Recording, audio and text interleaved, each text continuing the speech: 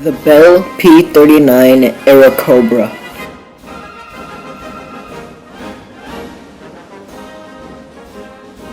The Bell P-39 Airacobra was an American interceptor and ground attack aircraft used on every front of World War II.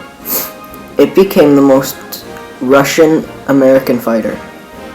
I'll be focused on the P-39Q.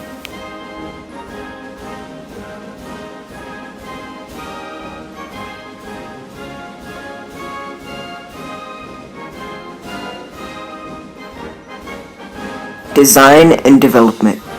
Designed in response to USAAF Proposal X-609 for a mid-engine, heavy-armed, high-altitude fighter meant for Bell to win the contract. The prototype XP-39 had a great top speed and good maneuverability for the time.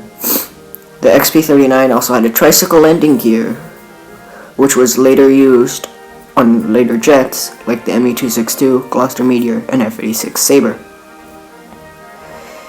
The purpose of having the engine in the middle of the aircraft was to make room for a 37 or 20 millimeter cannon to keep the aircraft aerodynamic. The problem with the Airacobra was as a high altitude interceptor was that most Cobras didn't have their superchargers, and that's why they were better on the Eastern Front than the Western Front.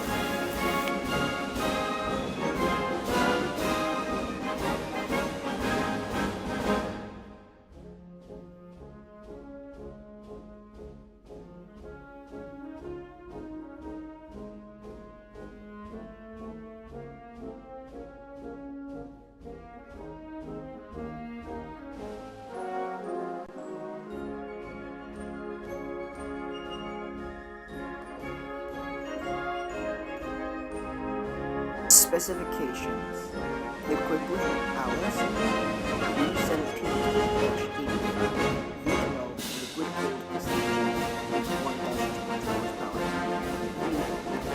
37 proper, 4 2 and 2 round 50 synchronized machine guns behind the bomb, and 4 and 2 round in the wings with 1,000 rounds per minute.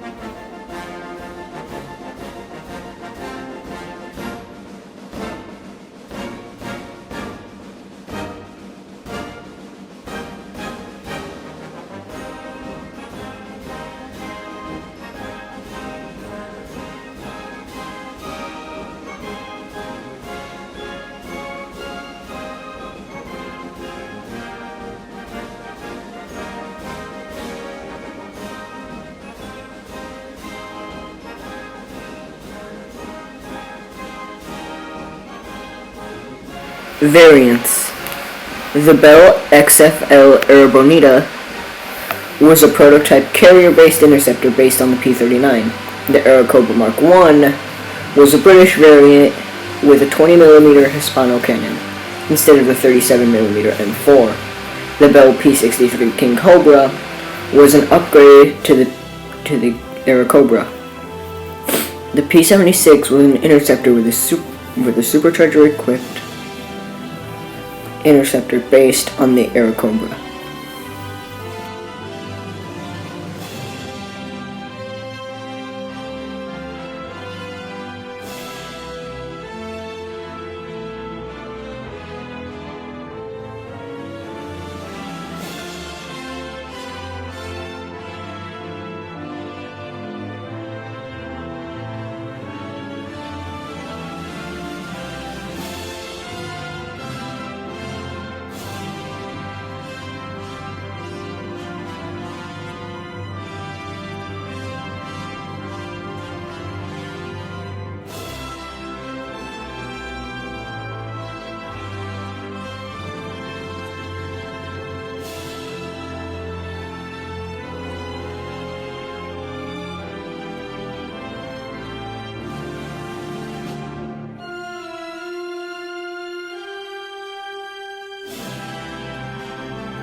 Allison V1710 engine startup.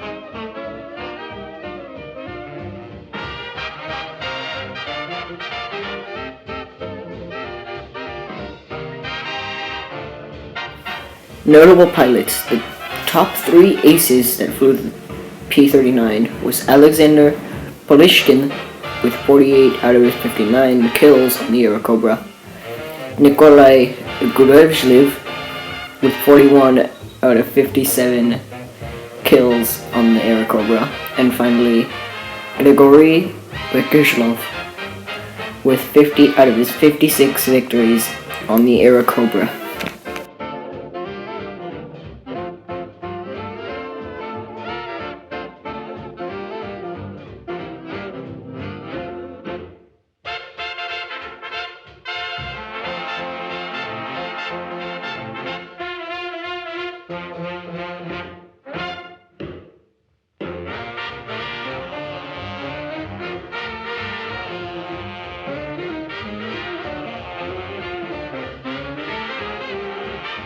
In the end, the Bell P-39 Airacobra was not liked by the Western Allies, but on the Eastern Front, because most of the combat took place at a low to medium altitude, the lack of a supercharger didn't really matter.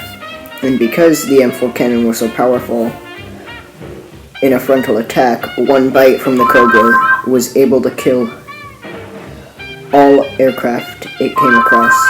The mighty Cobra was able to find its home, and the Soviets kept it in service until the early to mid 1950s.